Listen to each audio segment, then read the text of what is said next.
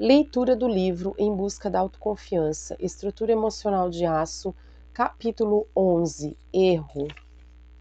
Instrutor e comandante.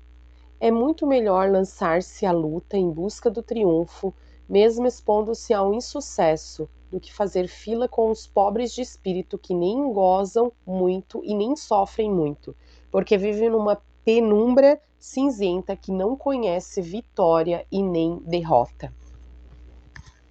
Há muito tempo, um homem tinha o hábito de aceitar com paciência e firmeza qualquer adversidade em sua vida. Acreditava que todos os problemas acabavam se convertendo em seu benefício. Quando seus lábios se abriram nessas ocasiões, as palavras eram sempre as mesmas. Se Deus permite que isso aconteça, é para o bem. Um dia, viajando por um lugar desconhecido, acompanhava os seus únicos bens, um burrinho e um galo. Era o início do anoitecer. O céu assumia um tom avermelhado com coloridas borrifadas de violeta quando ele encontrou um povoado. Pensando em conseguir ali um lugar para passar a noite, perguntou às pessoas nas ruas, bateu em diversas portas, porém em nenhum lugar ele foi acolhido. Sem estranhar essa falta de hospitalidade, disse para si mesmo: se Deus permite que isso aconteça, é para o bem.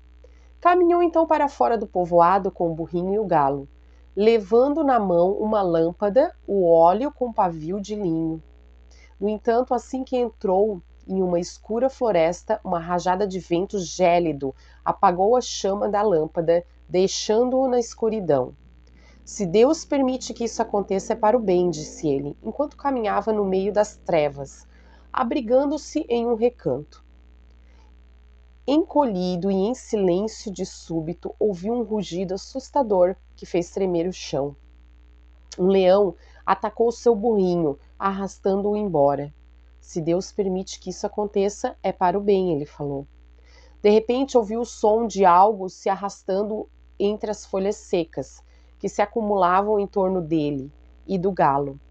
Um arrepio o sacudiu, quando, ao estender a mão em busca do seu único companheiro sobrevivente de viagem, percebeu que esse foi morto, provavelmente por uma serpente. Se Deus permitiu que isso aconteça, é para o bem, ele tornou a repetir. Após aquela longa viagem, aquela longa noite, enquanto a manhã surgia, o homem, todo sonolento e vacilante, deixou a floresta. Ao se aproximar do povoado, encontrou pessoas feridas com as roupas rasgadas. O que houve aqui? Perguntou. Essa noite, um bando de ladrões invadiu o povoado, incendiou algumas casas, arrombou outras e matou quase todos os moradores. Por pouco nós conseguimos escapar. Deus bondoso, disse ele. Se tivesse dormido no povoado, teria sido morto com as pessoas. Se o fogo da lâmpada não se apagasse, os ladrões teriam me visto. Se meus animais não estivessem mortos, minha presença seria descoberta pelos criminosos, pelo zurrar do burro e pelo cantar do galo. Tenho mesmo a felicidade de assim pensar. Se Deus permite que aconteça, é para o bem. Um cuidadoso exame de todas as nossas experiências passadas pode nos revelar um fato surpreendente de que tudo o que nos acontece foi para o nosso bem. A dor é uma advertência, assim como os pequenos prejuízos nos negócios nos ensinam a ser prudentes. O enfoque inteligente é reconhecer que não é tanto os erros que cometemos que conta, mas como reagimos a eles. Há duas coisas que você pode fazer quando comete um erro. Pode sentir pena de si mesmo e desistir ou poder aprender. Homem algum já conseguiu grande êxito na vida sem se encontrar uma vez ou outra pendendo à beira do abismo do fracasso. Cada fracasso é uma bênção disfarçada, pois nos dá sempre uma lição de que outra maneira talvez nunca aprendêssemos. Quase todos os fracassos são apenas derrotas temporárias. Pense agora nas milhões de ostras lá no oceano. Visto que pequenas contrariedades sempre entrarão em nossa vida, podemos tomar uma grande lição das ostras. Quando alguma coisa irrita a ostra, um grão de areia, por exemplo, ela não gosta e tenta se livrar dele. Mas quando não pode livrar-se daquilo que o contraria, ela se acalma e faz da contrariedade uma das coisas mais belas da natureza. Ela usa o grão de areia para fazer uma pérola. Assim, quando alguma coisa o irritar, faça dela uma pérola, mesmo que seja uma pérola de paciência. Esta qualidade deve ser altamente considerada. Napoleon admitiu: sou muito grato às adversidades que apareceram em minha vida, pois elas me ensinaram a tolerância, a simpatia, o controle, a perseverança e outras qualidades que sem essas adversidades eu jamais conheceria. Tenha em mente que a arte de vencer aprende-se nas derrotas. Quem queimou a língua nunca esquece de assoprar a sopa. O que quero saber, antes de tudo, não é se fracassaste, mas se soubeste aproveitar o teu fracasso. E o dono da Microsoft, o homem mais rico do mundo, segundo a revista americana Forbes, o empresário Bill Gates, garantiu: toda empresa precisa ter gente que erra, não tem medo de errar e aprende com o erro. Alguém até pode dizer que estás em embaraços, e eu te direi que estás numa experiência. Lembrando-nos, é claro, que assim como não devemos dirigir um carro, nos orientando apenas pelo retrovisor e pelos espelhos laterais, assim não devemos orientar nossa vida apenas pelos acontecimentos do passado. A experiência passará, deverá ser o farol a iluminar-nos o caminho e nunca um cais a nos prender. Se a gente pudesse vender nossa experiência pelo preço que nos custou, seríamos todos milionários. A experiência por si só é insuficiente. Deve ser completada com a inteligência. Um gato que sentar numa chapa quente do fogão e levar uma bela queimadura nunca mais sentará numa chapa de fogão, quente ou fria. Certa vez, um lavrador ganhou 3 cachorros. Todo contente, resolveu levá-los à fazenda onde vivia. Colocou coleiras em todos, amarrou atrás do carro de bois que o levaria até lá. O primeiro cão ia à força, mordia a corda, caía, era arrastado. O segundo conformou-se e seguiu o carro de bois. O terceiro, porém, pulou para dentro da carroça, resolveu dormir e chegou descansado ao seu destino. Portanto, quando resistir é inútil, a estratégia mais inteligente é conseguir tirar proveito das circunstâncias inevitáveis e fazer com que elas funcionem ao nosso favor. Henry Ford especificou assim os princípios da eficiência: não temer o futuro, nem idolatrar o passado. O insucesso é apenas uma oportunidade para começar de novo com mais inteligência. O passado só serve para mostrar nossas falhas e fornecer indicações para o progresso do futuro. William Shakespeare disse: há quedas que provocam ascensões maiores. Assim, não importa quantos passos você deu para trás, importa quantos passos você vai dar para frente. Conhece-se a fibra de um líder observando a direção que ele toma após uma grande queda. Ele mesmo deve ser também um bom observador. Pelos erros dos outros, o homem sensato corrige os seus. Sofre muito menos aquele que aprende com os erros alheios. Entre as pessoas existem aquelas que fazem as coisas acontecer, aquelas que assistem às coisas que acontecem, aquelas que se perguntam o que está acontecendo e aquelas que não sabem nada do que está acontecendo. O pessimista se queixa do vento, o otimista espera que ele mude e realiza ajustes às velas. Nessa vida, muitas vezes os erros são explicados como são explicados os crimes. Errar é uma etapa essencial do processo de crescer. E cada vez que decidirmos de alguma forma, de alguma coisa por medo de errar, estamos nos privando de alguns dos prazeres de crescer.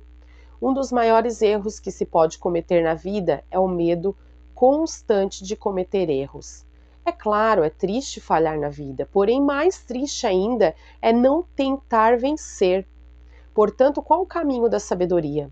É simples, errar, e errar, e errar novamente, mais, menos e menos e menos.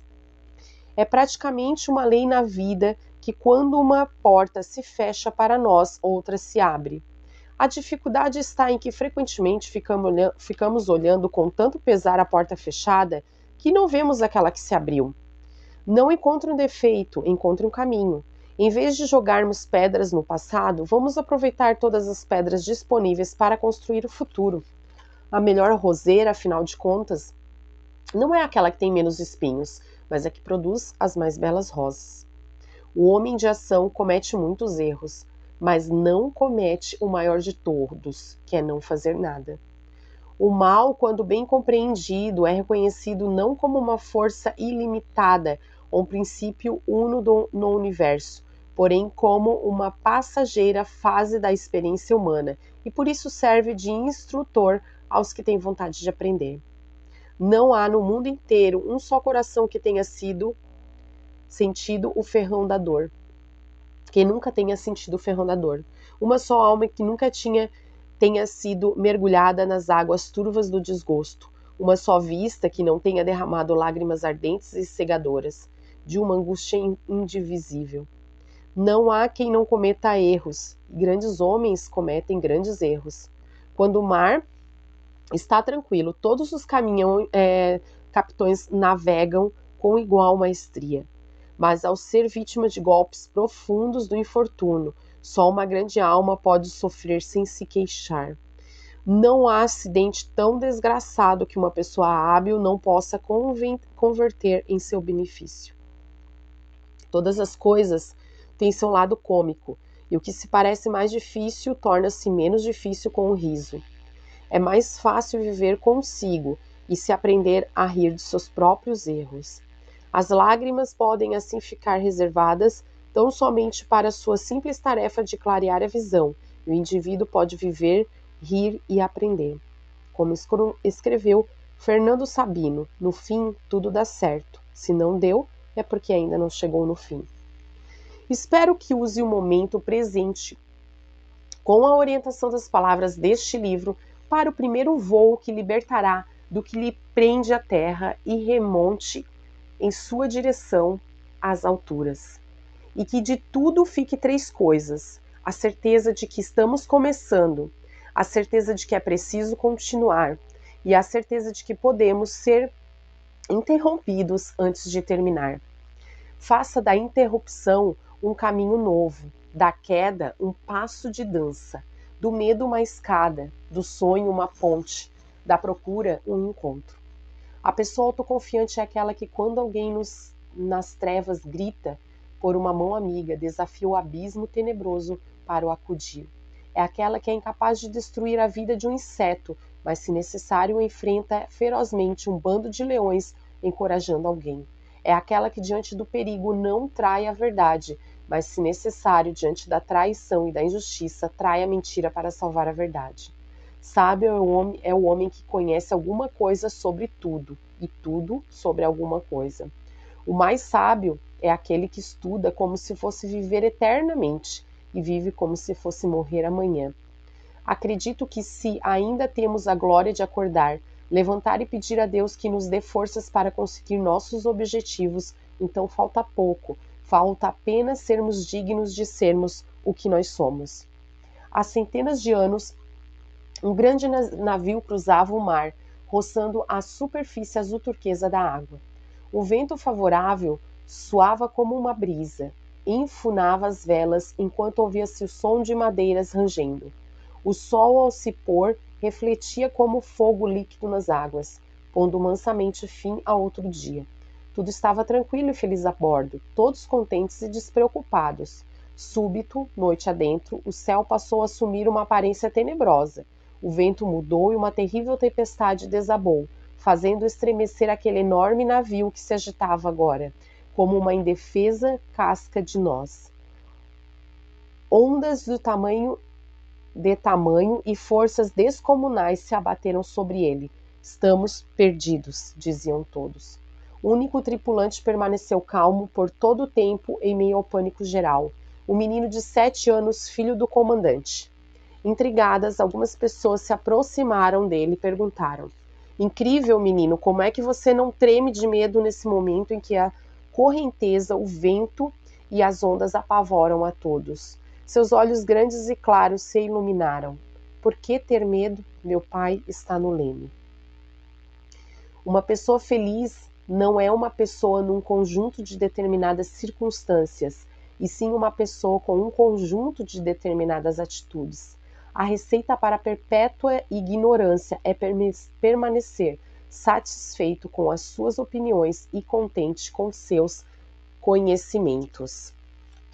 Segredo número 11. Os erros nos tornam mais fortes, mais sábios e mais nobres, primeiro por suportá-los e depois por compreendê-los. E assim, nós encerramos esse livro maravilhoso, um livro inspirador que veio nos ajudar, nos dar confiança e nos enriquecer. Espero que você tenha gostado desse audiobook. Deixa seu comentário aqui abaixo, quero responder ele. Quero saber se você acompanhou desde o primeiro capítulo.